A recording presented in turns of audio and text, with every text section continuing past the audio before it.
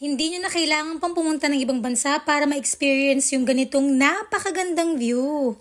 O diba, parang Europe lang ang peg. Pero ang totoo niyan, dito lang yan sa George Point sa may Pantabangan, Nueva Ecija.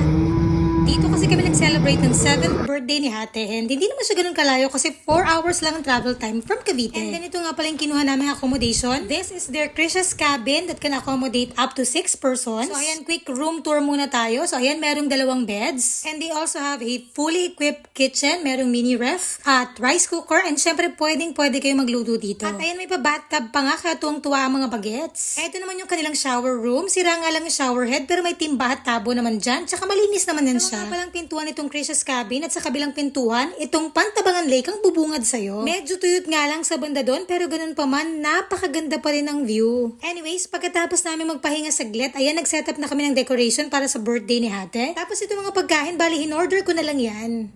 Happy birthday, Ate. What's your wish? I want to eat my cake. Okay.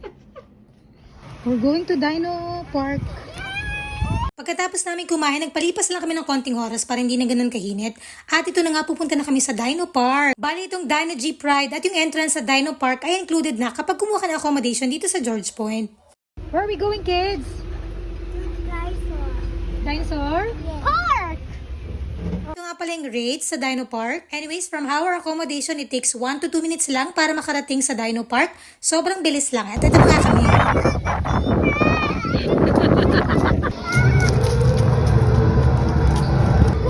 What is this? What dinosaur? It's a Rex! Oh my god! It's so It's a Rex. Brachiosaurus. Is that what dinosaur? It's a Wabasaur. Yes. Yeah.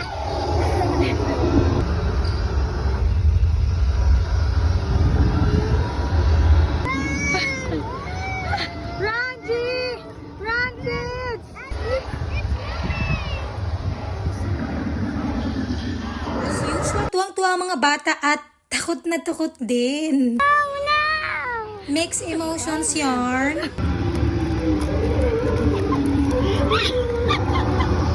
At syempre, meron din silang dino mascots dito na nakapagpadagdag sa pagkahaliw ko. Este ng mga bata. Pero promise, hindi lang kids ang mag-enjoy, pati na rin ang kids at heart. What are you doing? Help! Thank you daw, thank you. You're welcome. The next day, maaga kami nagising dahil magsiswimming naman kami ng mga bata. Hi, are you ready to swim, ate?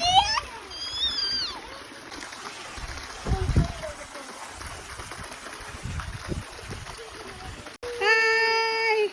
Oh my God! Hi!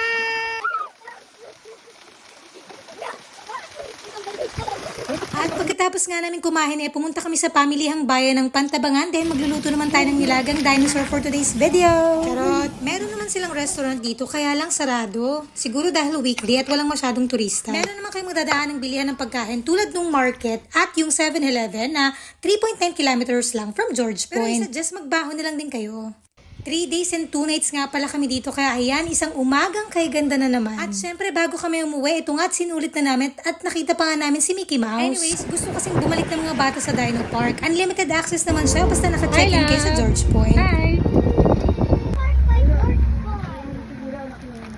Ate, what is that? It's a T-Rex! 20 feet tall, green and brown, weighs 9 tons, and 13 reps. Loves trouble and playing reps. If found, do not pet or make fun of one. It's missing. Do you want to find it? I'm scared.